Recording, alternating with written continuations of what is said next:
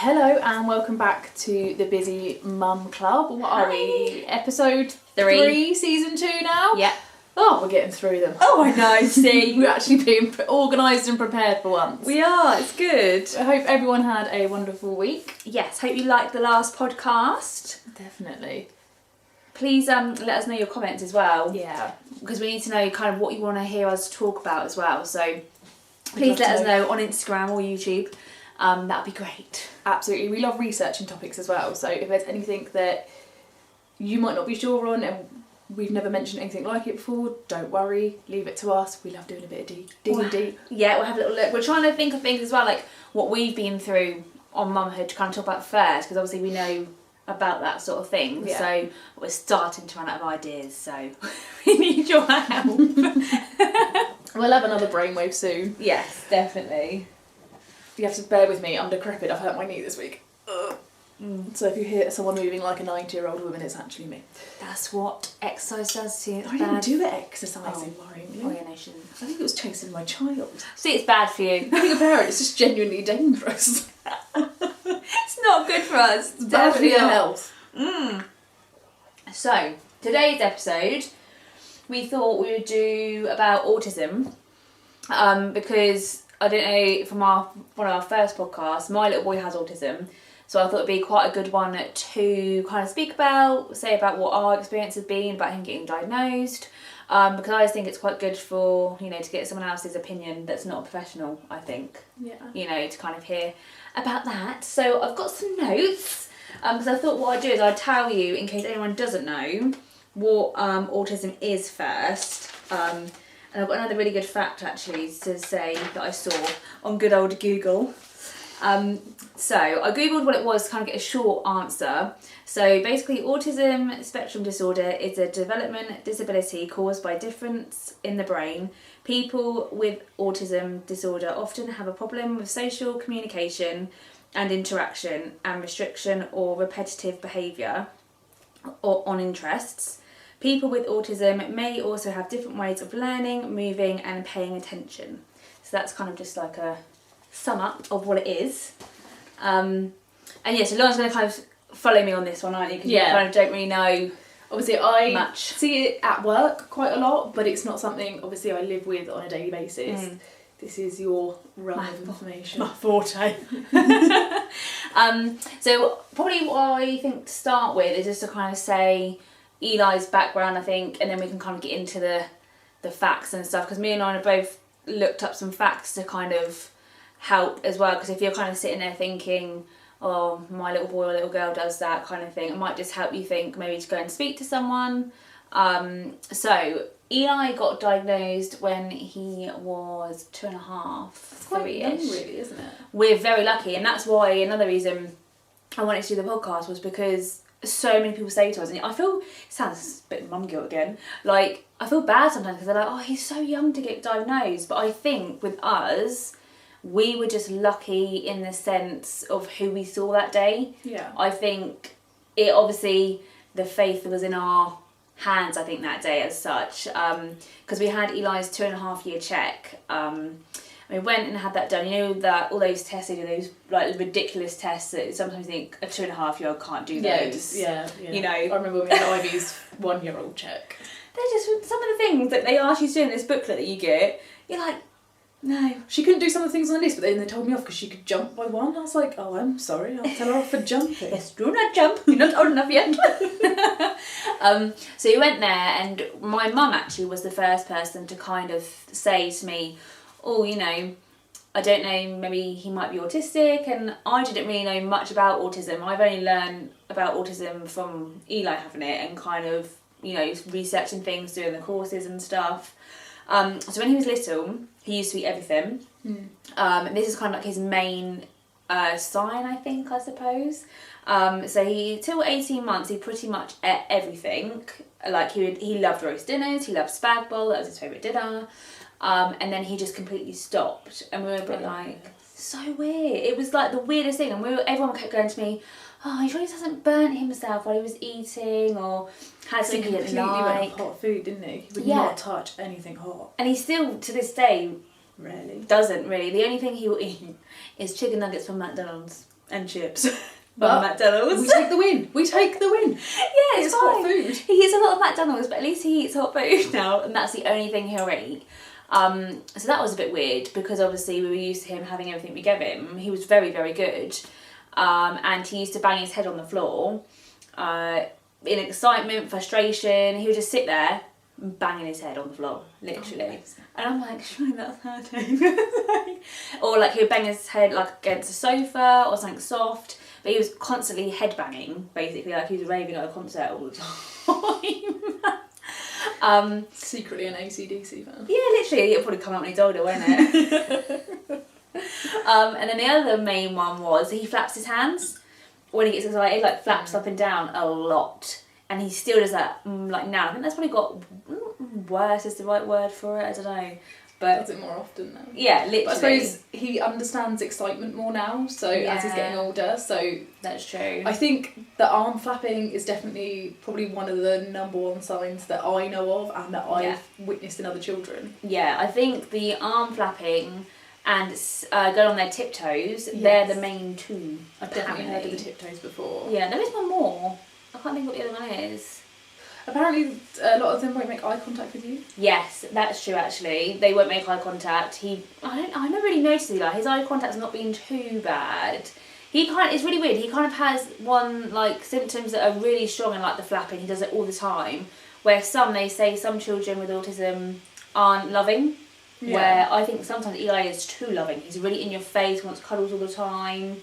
So he's the other side of it, I suppose. I think the whole thing with autism is such a wide spectrum and there's so many different symptoms and different levels of it. I think each child can react so differently with it. Yeah.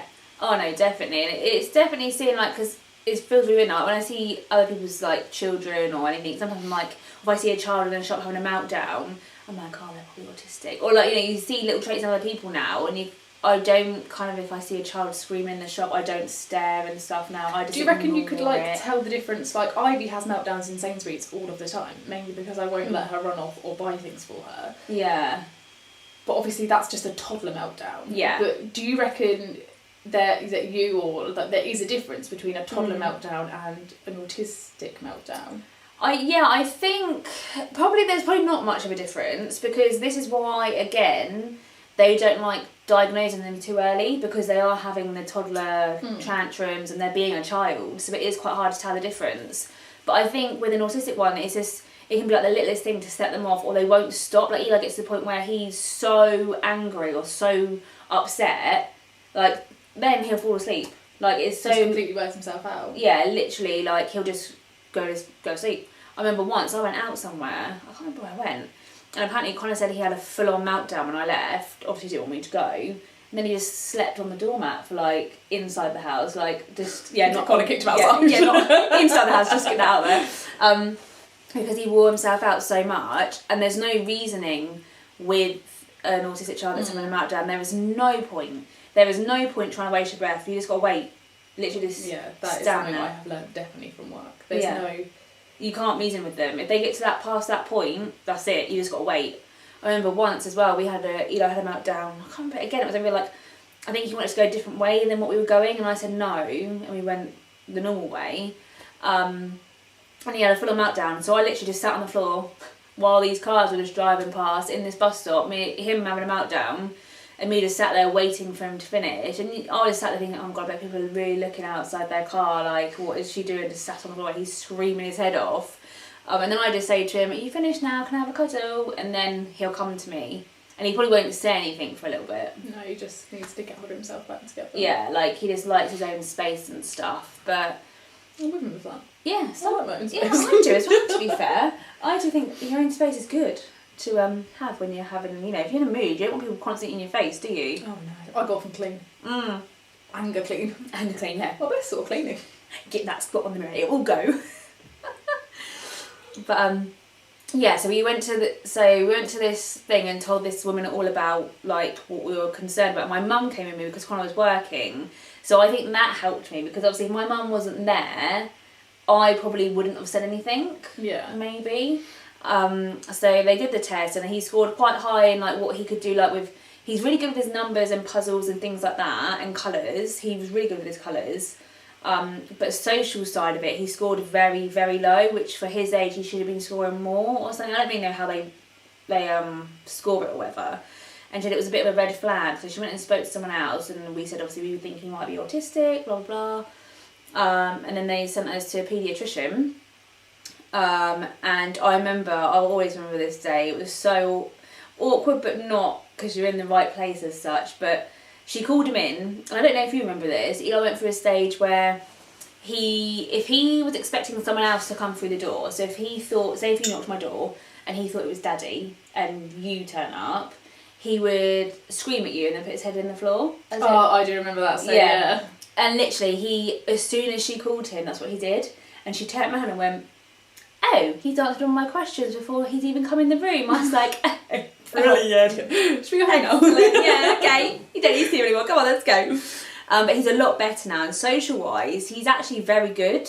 He has got so much better. Yeah. I have noticed a massive difference in him since he started school. Yeah, I think that's definitely helped him, and his school have been amazing. Like, I'm so glad we chose that one. It's literally down the road, and they're just brilliant with him. I have heard their SEN part of their school is outstanding. Yeah, because they're very much good for visually impaired children as well. They've got a visually impaired, but it's a normal what are they called, mainstream school. Yeah, it's a mainstream primary, but they really excel at their SEN. Yeah, they're very good. And I think when Eli first started, they said on their SEN register they had 40 children, but only 20 of them had the proper ECHP.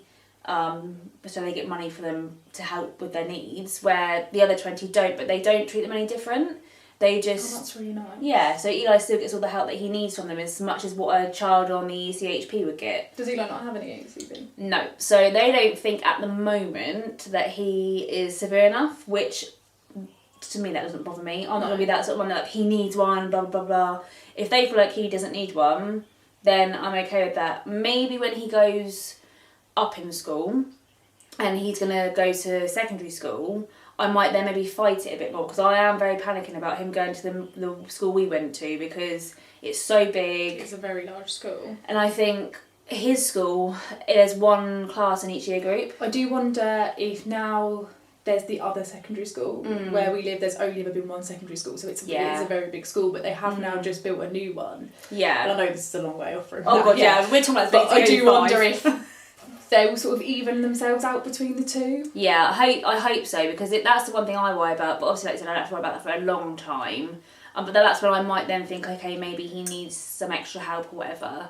But yeah, so we went to the paediatrician, had the test done. They basically, what they do in his age, I don't know if it's different if they're older, but he had to do puzzles, and you know those little white boards you have little coloured pegs and you've got to put them in the board, like a pegboard. Yeah.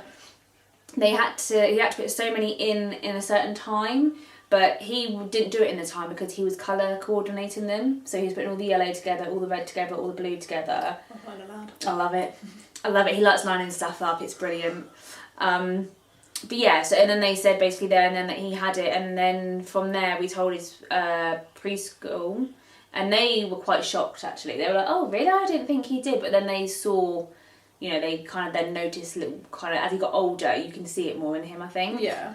And then obviously the good thing for us is when he went to primary school, I could go to him and be like, he's autistic, I've got a diagnosis, and that helped it. As soon as he went into primary school, it was all set in place. So the SEN lady from our school went to preschool, and they had a meeting with the preschool, which I thought was really good. That is good. So they kind of had things all set in place for when he went to this school, to his primary school.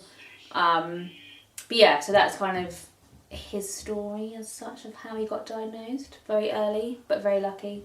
And I think our health visitor we had, she wasn't meant to be in Hedge End that day. Someone was off sick, so she was covering. And I honestly think this is why I believe in fate as such.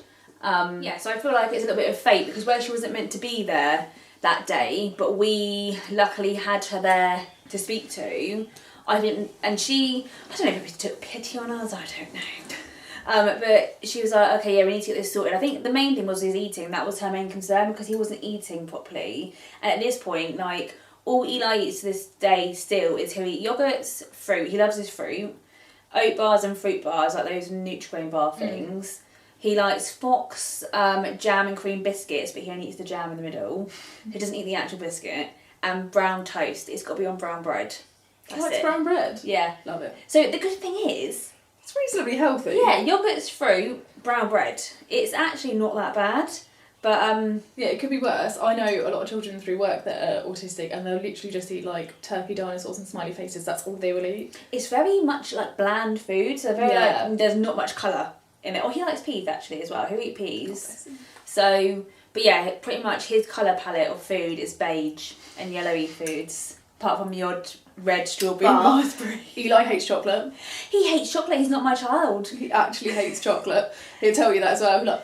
Like, did you get an advent calendar, Eli? Yeah, but it's not a chocolate one. Don't like chocolate. He doesn't like chocolate. Like, where I love chocolate. I'll never turn down chocolate. No. Like, I would take chocolate over, like, savoury all day long. Oh, I don't know. Some days I am really in the mood for savoury. Oh, yeah, so like, I do fancy, like, cheese sometimes, or... Like, the other day when I really wanted chips. Oh, yeah, we went to McDonald's and got chips. We drove all the way across one side of where Hannah lives, like, to get to her house, to go all the way back the other side to go get some chips. Because we were both like, we're hungry. And Hannah had like an hour and a half before school run. I was like, let's go get some chips. Yeah, we literally almost went to my house and said, trying to get some chips. I was like, yeah, okay. Turn around. Back round the roundabout. Oh, God.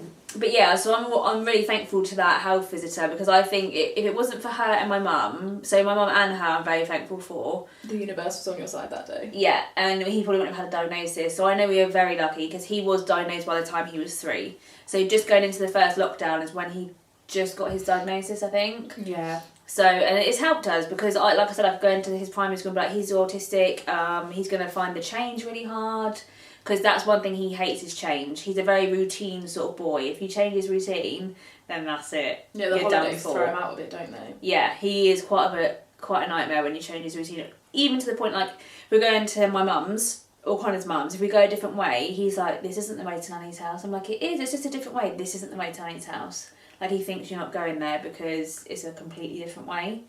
It amazes me that they can remember the roads. I know. Like, I don't even know the roads. Oh no, literally, like, it's one of those things as well, like, sometimes I know where I'm going, but I don't know, I couldn't tell you where someone lives. Your mum and dad's address, I could never write it down when I had to get to the house. Yeah, exactly. Yeah. Your address, actually no, I do know your address, because I tell it to my mum quite a lot. Yeah. But no, your mum and dad's house, I couldn't even tell you what road name they lived at, but I know how to get there. Yeah, no, all the time. same with your mum and dad, don't know. I know how to get there. Yeah, I know which one it is, which road it is. That's it. It's funny. But yeah. So I just wrote down a few facts because I thought this might happen. There's one that I thought this was quite good because when Eli got diagnosed, Connor was struggled with it a little bit, I think. Both him and his mum were a bit like they didn't really want him to have a label. They thought if you were labelling him. Yeah. Whereas men find it harder, I think, because sometimes because they produce them, they sometimes think it's my fault as such. But this was on Google when I was like Googling it. It says parents do not and cannot cause autism disorder, although the what does that say? I can't even read your own handwriting. No, so parents do not and cannot cause autism, although the multiple cause of autism is unknown. Parental behaviour before, during and after pregnancy does not cause autism. See, that's really interesting because I was talking to one of my clients the other day who has a son who is just coming up 3 and they're currently going through the process of it all, of getting him tested, and they won't give him a formal diagnosis until they've had genetic testing. Yes, because if you go private as well, because the NHS will tell you it's not hereditary, and obviously this is saying it's not kind of our fault as such, but private will tell you it is hereditary. So if we were to have another child, it's very likely they probably will be autistic. It's not definite, but it probably somewhere in our genes is an autistic gene there. But then that can't make you not having the child as such, I suppose. No, I know people that have got an autistic child and I don't want to say normal because no one's normal, but I know. You know, a non-autistic child. Yeah, I know what you mean. Because it's very interesting because also as well, when this was another one I thought was quite interesting, was they say the autism spectrum disorder is a development disability that generally appears before the age of 3. So where that makes me think, because they don't like to test them before they're 3, but you start to see signs generally before they're 3 years old. And everyone that I speak to, which is really weird. It's always around the 18-month mark. It's when they start to notice. Yeah, which is really bizarre. So that made me think, okay. Yeah. I was a bit like, but, you know, this is all, obviously, it was all on Google, so, you know, you can take it with a pinch of salt if you like. But, and the other one was, which I thought, which you found as well, was 1 in 68 children are affected by autism. Yeah. And boys are nearly 5 times more likely to have autism than girls are. Yeah, I definitely see that. But another thing I've also read, and I have noticed about it as well, is girls are really good at masking the symptoms, or not the symptoms, but the signs of autism. Yeah, they can hide it more, can't they? And that's why a lot of girls, if they get diagnosed, tend to be in their teens or early 20s by the time they get diagnosed with it, whereas boys show the signs earlier. Or yeah. I suppose it is like you said, it's because girls can mask it better. Girls can mask it better, apparently. Like I've seen that through my own eyes, if you get what I mean. Like people at work. Yeah, people at work. So working in a children's salon, we specialise in children, and we're set up for kids. So we do see a lot of kids with additional needs come into the salon, and I think we see at work such a wide range of children with autism, from children that you would barely notice are autistic. It's just a massive sensory overload for them. Yeah, Haircuts are such sensory overload. Poor Eli, we went through gosh, the years of it with him. It was a nightmare. He's come out the other side though now. Finally, Lauren has got these magical clippers that are silent for around the ears. They are amazing, because that was a bit he found. Even when you still do it, he kind of pulls his face, doesn't he? He's not okay about it, but he will sit there and do it. I think that is a massive thing, especially with a lot of autistic children. Everything's so sensory to them. I think that's what it comes down to with the food and stuff. And haircuts are just a huge overload. Not only have you got the noises, there's people they don't really know that well. It's itchy. It's everything, and people they don't know are touching them, and we get everything from, like I said, children that you'd barely notice have autism, all the way through to children that are completely non-verbal. Funnily enough, a lot of my non-verbal clients that have become regulars over the years, their first word to me is usually no. Oh. When they're about 6 or 7, then they do, because even though some children start off as non-verbal autistic, I've noticed that later in life they do start to talk, and yes, their first word to me is usually no. This is not a swear word. No. But they do learn no pretty quickly, and I think the way we work with autistic children is they usually stick to a particular stylist, and we get to know them quite well. And that's the way we roll. We've got certain clients that we know we just have to pin and go, there's no reasoning with them, but there's some clients that I've managed to work around over. It's taken a while, like it's taken a good 12, 18 months. You know, that took a while, but we make friends, and like I've got one particular client, and it sounds really bad, but even after I had Ivy, I was going back in on a regular basis to do his hair, because he wouldn't let anyone else touch it. No. And that's the thing as a mum, like when you get someone, when they're autistic, and you get someone that knows and cuts their hair, and then you can't then just be like, oh okay, yeah, they can do it. Like it's not that easy. No. As such, where another child, you could be like, yeah, okay, so and so's going to cut your hair today. Okay, they might be a bit like, oh. But oh my god, yeah, it would be an absolute furlong. What we try and do at work is get, especially our really regular autistic children or children with additional needs, is we will try and get them used to 2 stylists. Oh, that's a good idea. Purely because if anyone has to go off like long-term sick, or has a baby, or goes on holiday, there's still someone that they don't mind. Like I've got a little girl, and I completely threw her out once because her normal stylist was off sick for a very long time. But I managed to work her around, and now she will see myself or the other stylist. That's good. Yeah. I think that's a really good way that we've worked it at work. So there's always someone that they know. It's a very good idea actually, and you're all very good with them. Like even when Eli used to, like you other, well, she's not really doing now, she's your apprentice. She would come and like help hold his hands and stuff, wouldn't she, to start with? So, and he didn't mind that. But yeah, to the point where like Eli would scream. He'd be screaming the whole haircut. Be wiggling, and I would have to pin him kind of to let it, because you can't, you know, they need it done. You can't you can't leave it, because boys' haircuts grow so quickly. Even to the point when Lauren used to come around our house just to kind of see us, Eli would be like, oh, he would scream at me. This is why I have to do his haircuts in the salon. And not at home. And not at home. No one's not allowed to visit. I remember when he was a lot younger, we went Christmas shopping once, and he was in the back of the car, and he saw me, and he screamed the whole way to town, because he was like, oh, she's going to do it. And we're like, Eli, she's not cutting your hair. Who are you shopping, Eli? Literally, we're having girls' day out, plus you.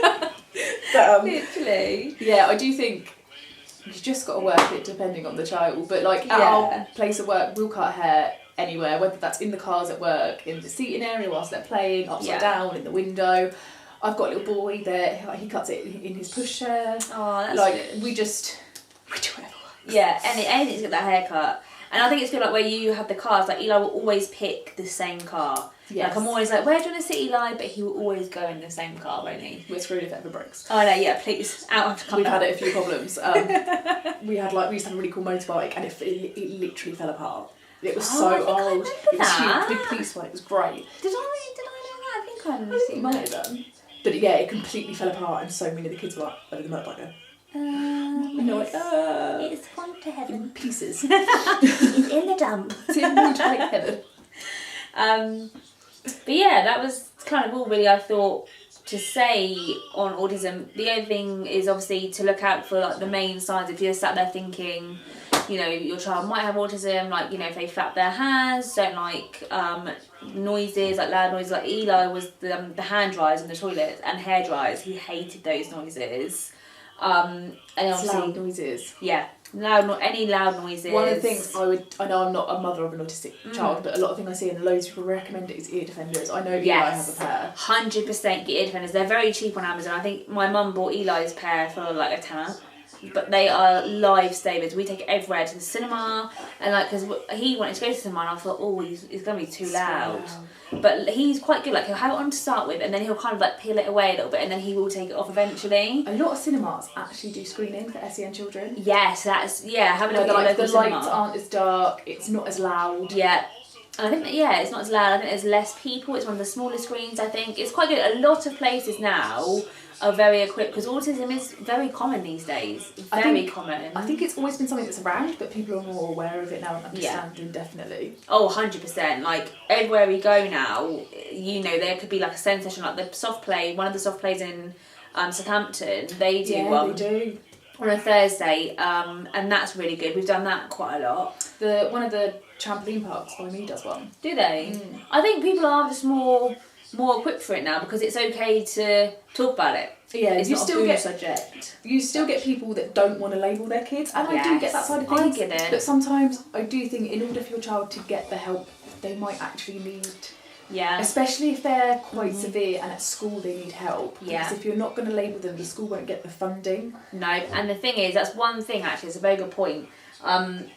I am all for not labelling them, and I hate that word as such, because you're not labelling them. Actually, you getting that diagnosis for them is actually helping them, because like you said, at school they all just get branded the naughty bratty child, because they'll just think he's being naughty or she's being naughty, or they're disruptive to the class. They will get branded, and that'll be a lot worse for them than having this label that actually it'll open so many doors for you, like them having that diagnosis. Because we were very much saying at the beginning, like, I don't really want to label them, like, for his future and stuff.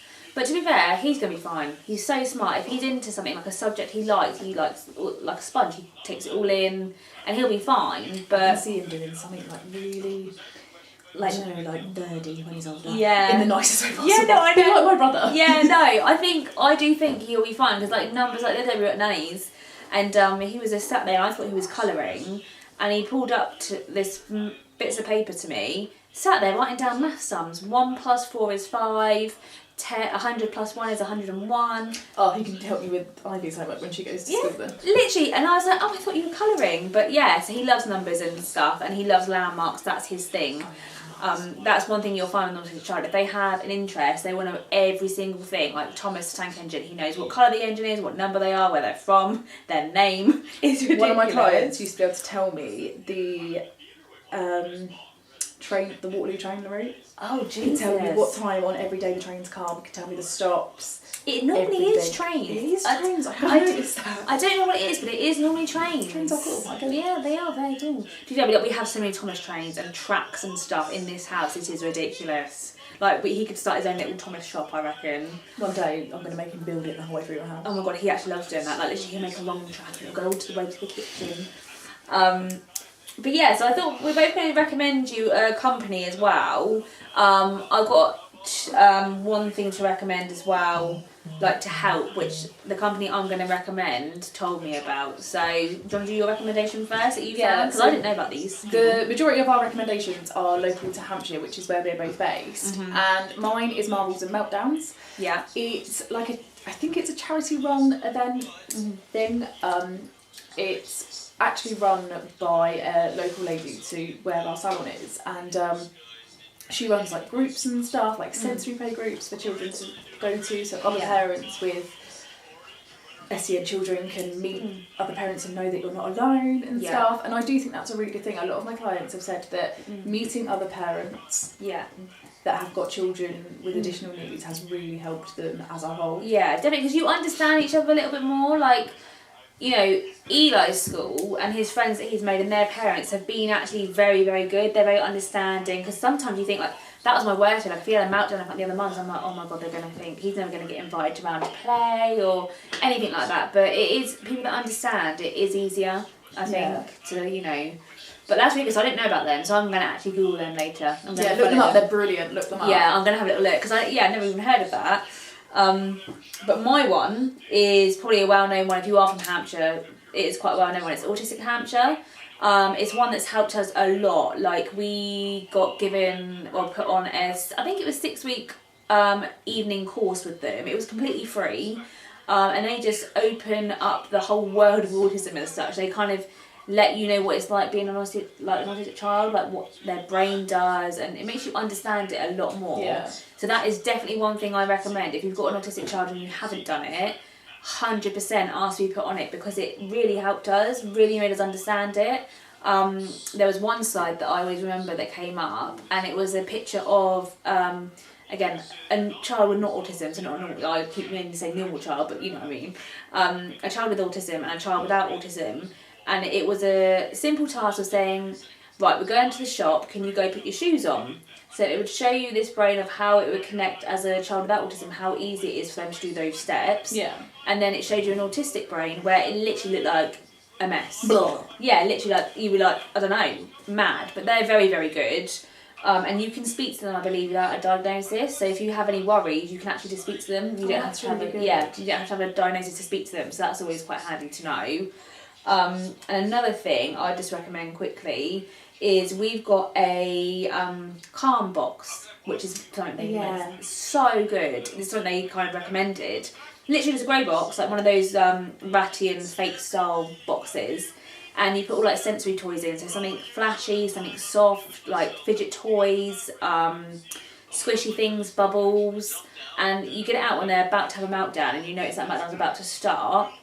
You bring the box out and say, oh, should we look what's in your box? And no word of lie, like that, they stop. It's like the distraction, it just takes their mind off it. I remember when we first started doing this for Eli, I was like, what? Like, it literally, he went from hysterically crying to stop. The only one, mad, but I recommend that 100%. You can put as much or as little in as you like, but I would recommend every month or so, or a few months, switch around what's in there, because then they'll be like, oh, sort of thing. And only get it out when they're having a meltdown. They can't play with it any other time unless they're having a meltdown, because otherwise it's not going to work. No.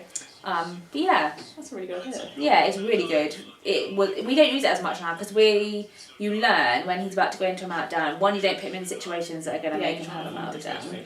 And you can kind of stop it, because I remember them saying to me, you will notice when he's going to have a meltdown. I'm like, no you won't. Like, I was like, how? But literally, you see it coming. I don't even know how to tell you how I know it's coming. But you're like... Mother's intuition. Yeah, so you just kind of try and stop it, and then it's fine. But yeah, I could talk about autism for ages, so this would be like hours-long podcast. If you want us to do another episode on it, we absolutely will. Just let us know. There is so much more you could go into about it and everything. So definitely, if it's something people want to hear, we will definitely do another episode on it. Yeah, and feel free to message the page. That if you want to speak, like, I'm quite open and like I will kind of say whatever. Like, I'm not going to hide it. So if you want to speak to someone about it, I'm more than happy to message you. So just message the page, and that's fine. Absolutely. But yeah, I will stop blabbering on now. It's been quite nice. I'm really sorry if you've heard a phone in the background. Eli is down here on his phone. He's hiding behind the sofa and thinks we can't see him. If you heard me laugh earlier, it's because he popped up like a little, little whacker toys. He's like, boop. Yeah. But Daddy didn't get home in time from work. He's on his way home, so hopefully, Where from? Out of Mongolia? I know, I thought that. I was like, where is he? He stopped at McDonald's on the way home. Yeah, I bet that's what it is. Bring me some chips. If he hasn't got me some chips, he's not allowed in the house. Yeah, but so, bye-bye. Anyway, we will see you next week. Yes, Have a lovely week. Bye. Bye.